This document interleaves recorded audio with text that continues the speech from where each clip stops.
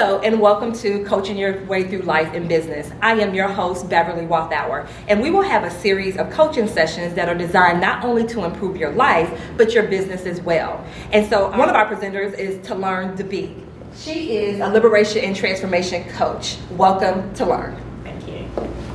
As a liberation and transformation coach, I support my clients with moving them from a space of confusion into a space where they live in life on their terms with fulfillment in the desired change that they are looking for. I use a 5-phase framework that moves my clients through from removing the veil, honoring themselves, honoring others, honoring feelings, and then most of all, honoring life. Today, I will be coaching Tiffany. Hi, Tiffany. Hello. I'll be coaching Tiffany. This is our first session, and so I'll be coaching her today through 3 areas of life. So I'm going to be looking at self-awareness, self-acceptance, and self-love.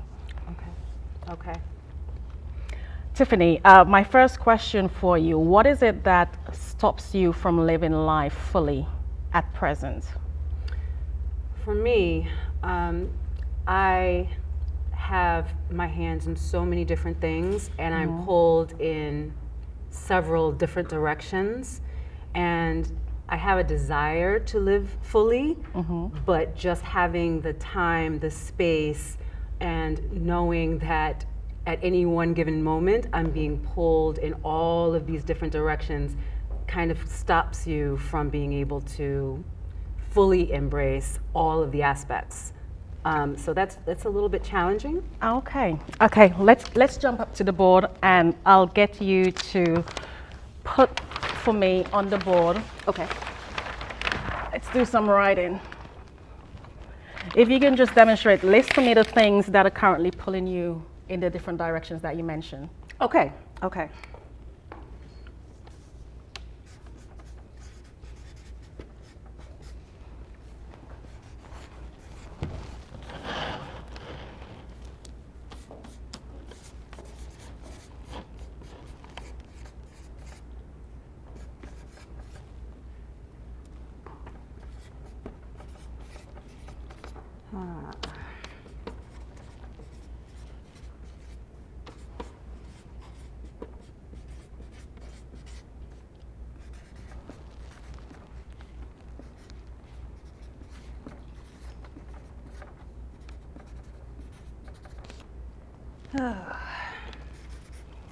You have a lot going on. Yes.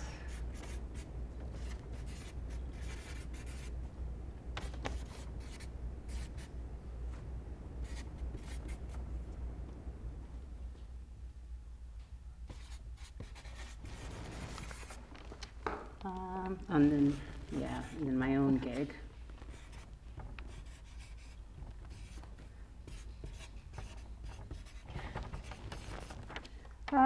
And then, of course, I gotta make some room in there for myself at some point. That is a lot. So clearly you're being pulled based on what you've shown in 4 different areas. Which of these would you say you would most like supporting at present?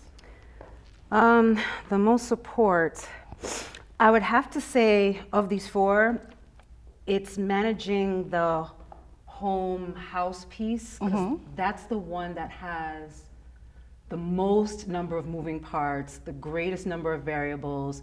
Things go wrong there, different people are responsible for different things, and ultimately a lot of those things seem to land squarely in my lap. Okay. And so are you saying that of all the 4 different elements, that's the one that's impacting you most? Yes, I have a good handle on the nature of running the family per se. Our relationships are good. We love my kids, love my husband. We interact well with each other. I love my workplace, what I do. My coworkers are amazing. Okay. So that's an area that's doable, right? And then my business is doing well. It's in alignment with everything else. So I don't do too much there where it impacts these other areas. This area here though, it can spike and things can get chaotic and things can get very heavy very quickly. And sometimes I struggle with that. Okay. If you join me back at the table, let's talk through that.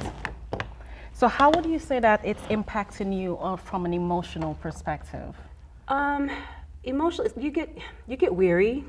Sometimes you're sad, sometimes you're angry. Because you can see where it would be so much easier if, right? If only. Yes. And it can be a little heartache and heartbreaking, and you sometimes just, why me? Yeah. You know? But at the same time, there are times it works well. It's just when everything comes down at the same time and you're looking for the support and you're looking to delegate, but then some things you can't delegate, and some things are time sensitive, and some things, you know, you have expertise on and someone else can do, but not as well. It can be frustrating. Okay. And does that impact your relationship, the way you relate to your children, your husband at all? You know, there was a time when it did, very much so. And I think that for me, I had to learn that it's not their fault the way I perceive what I'm going through. Yeah. So there was a time where it did impact greatly, where I was short-tempered and I was frustrated very often and very quick to change my moods. So I did some work with that, and I worked, you know, on myself with that. I had to do a lot of self-awareness and self-exploration, and realize that some of that is not their responsibility. That was my responsibility. Yes. But in terms of how all of that does impact us today, even after having done some of that self-realization, is that I have to remember that I can't always assume that they know. And so I try to be very clear about what my needs are. And once I do that, and the items or the delegation or the chores or the support still isn't there, that's where I can get very frustrated. And that's where it can cause conflict. I do relate to them differently because my children are in range. So they're 11, they're 15, they're 19, and 27. So their needs are completely different, but at the same time, they're unique personalities. So the way I approach one has to be different than the way I approach another, even if it's to ask support for the same thing, or to ask, you know, that a specific chore be done, or, you know, they're on a deadline, or those kinds of things. I have to approach them with some respect to who they are as individuals. And so sometimes that can be also challenging. Okay. So having said that, what about the physical aspect of it? Does it have a physical impact at all? Yes. Yes. How so? Sometimes it's just exhaustion. Sometimes you find that you'll hold stress and you'll hold it in your neck and your shoulders and your back, and your body will ache. So sometimes it'll show up in those kinds of ways. If it's really bad, maybe even a low-grade headache, migraine, you know, threatening, that kind of thing. So it depends on the stress level and how many things are chaotic at that moment. Okay, and how much of your time would you say you spend experiencing stress? I think it depends. It depends on what's going on. Seasonally, depending on what's happening with school, what the workload is. Again, I've done a little bit of awareness with knowing what my triggers are and knowing what stress looks like for me. And so I try my hardest not to just react. Yeah. So when I'm in that stressful place, what I try and do is back up a little bit and then go spend the necessary time to bring myself back down before addressing the issue. So I try not to spend a lot of time in stress. It doesn't always work out, but I do try. Okay, so from what you've said, it seems like you have a good grasp in terms of self-awareness. So in the program that we're going to do in our work together, I view self-awareness as having that conscious knowledge of your beliefs, your habits, your actions, your tendencies, your desires. So it seems like you've already got some grasp of it. How would you say you have used it so far in managing the different aspects of your life that have been pulling you in the different directions? One, I think, is recognizing that with family, there is no one way. There is no one way that's right, that's wrong. Even things that work for you and your family may change day to day. And accepting that is part of the journey, and not being so rigid that, well, we always do this way, but now you've done it that way, and now everything is chaotic and bad. No, it's kind of like figuring out, yes, there's going to be peaks and valleys, but to not have them so sharp. Yes. So that's with family. With work, to be very clear about what I can and cannot do, to give respect where it's due to my supervisors and have very honest and clear communication there. And I'm currently not in a situation where I have any subordinates. That is fantastic, because I spent more than 15 years managing staff. So that in and of itself has been a game changer, not to have responsibility up and down. Okay. And then as far as my business is concerned, it's the whole ball game, because as a holistic coach, I have to walk and live what I teach. Yes. And so if it works for me, I feel confident that I can share it with others. And I often find that as I'm helping someone else, I'm also helping myself. Okay. Does that make sense? It does indeed. So as you mentioned, you're a holistic coach yourself, and you mentioned you would still like there's some things in your home environment that you would like to improve on. In what ways would you like to change? What is the desired change that you would like to see in terms of support in your home environment? Okay.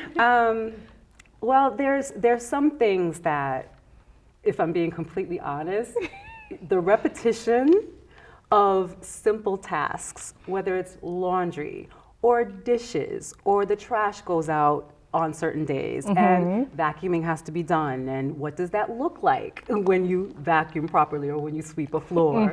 And regardless of whose turn it is, like, these things need to be done, and it's ongoing. It's called maintenance and upkeep. And so, the constant reminders that has to be done, and, just the frustration of the repetition of all of that.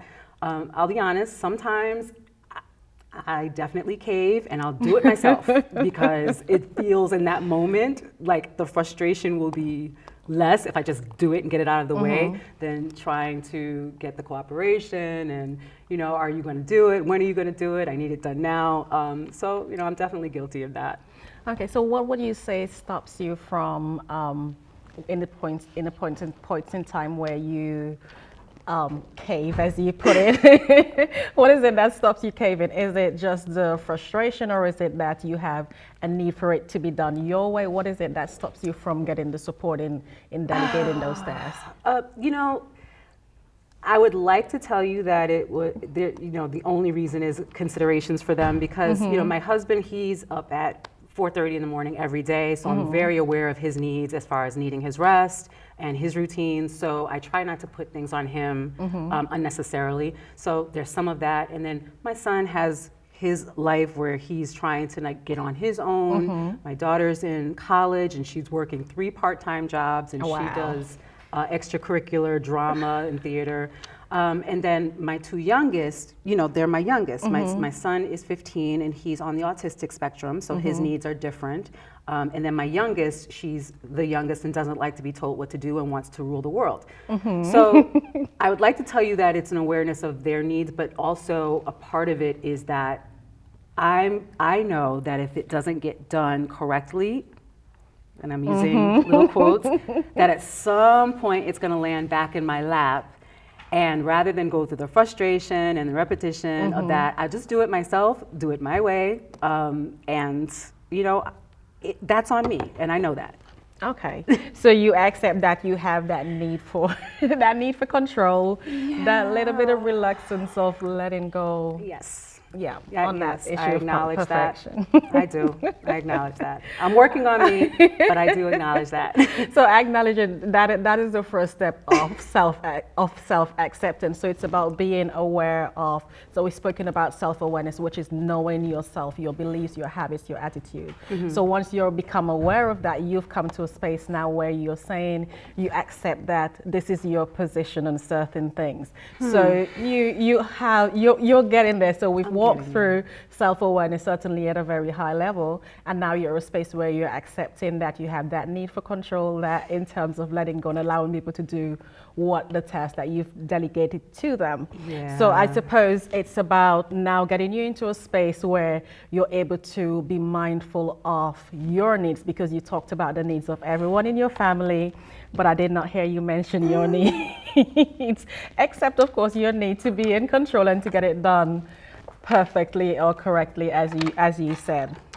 So, so you've mentioned that. So what we're going to look at now is if you were to have your family do the things that you delegated to them correctly, and I'm going to put it in quotations like you did. If you were to have your family do that, what would some of these tasks be that you would gladly delegate and leave to them, not taken back from them? Oh my God. At will. I'm going to look at you. If you jump up and make another list for me. Okay. Let's see what the ones are that you really don't want on your own plate. That if I had a choice, I would not give. do, and I would just relinquish. Yes, please. Oh, okay. All right. Here you go. Now, is this all the time or some of the time? Like, This is what you desire. So if Okay. your desire is to have it all the time, then by all means, shoot for it. Let's see what Okay. you come up with. okay, okay.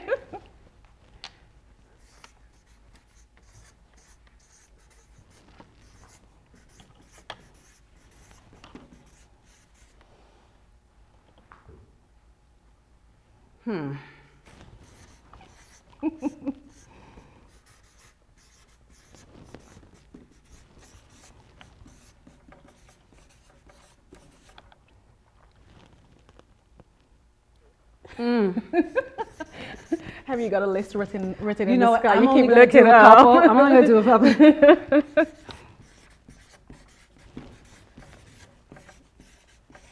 I actually probably could go a little bit more. Are those your top three? Those are my top three. Okay, let's leave it at the top three. Okay, Let's because leave it at the top could, three. I could probably do some more flip paper for you. So we can certainly explore the other tasks at a later date. So those are the tasks that you would like to give. So if you were to relinquish those tasks Right. to someone in your household, who would you relinquish them to? Grocery shopping would have to be a team effort between my husband, my eldest son, and my eldest daughter. Reason being, financially, my husband and eldest son would probably do like the financial piece of it, like how much money. My daughter loves to cook, and she's aware of seasoning and you know which foods go together well. So that would kind of be a team effort, I think, on their part. And then my eldest son also drives, so it could be my eldest son and my daughter that go, or my daughter and my husband that go, or my husband just go, or some combination thereof would be awesome. Okay. So what is it that stops you from, I've got to ask the question, what is it that stops you from allowing them to do that today? Okay. Guys, I love you, I'm sorry. But they do not make accurate or complete shopping lists to save their lives. Like, they're incapable of making a complete grocery list. The meals sometimes that get thrown together are like, what? These don't, there's not even close that this is not a meal. Like, where's the rest of the food? Sometimes they buy things in duplicate, triplicate, quadruplicate. And then I look at that and I'm like, but we didn't need that. We needed these other things, right? And then the frequency. Sometimes they will not go shopping for goodness knows how long. There's no preemptive planning. So you will literally wake up on a Friday morning and there's nothing for breakfast. There are no snacks to send to school for the kids. There's nothing to pack for lunch, that kind of thing. So I don't like how that feels. So that's one of the things that's probably stopped me from taking my hands off of that entirely, is because of the impact. Okay. Like I said, so I'm going to set you a task based on that.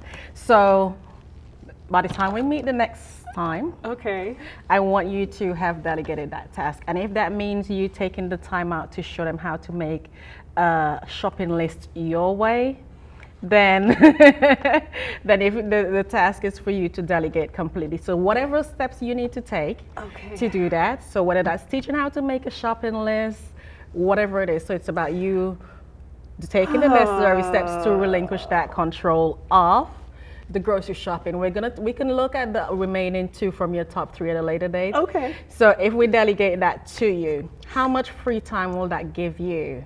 How much free time? How much time will that free up for you? That I'm not at the grocery store or doing groceries or shopping list and all that? How much time, like on a week? Per week is fine, yeah. Probably about 2.5 hours. Wow. Yeah. Because I don't, when we shop, there's 6 of us. Yeah. So we're shopping full grocery. Okay.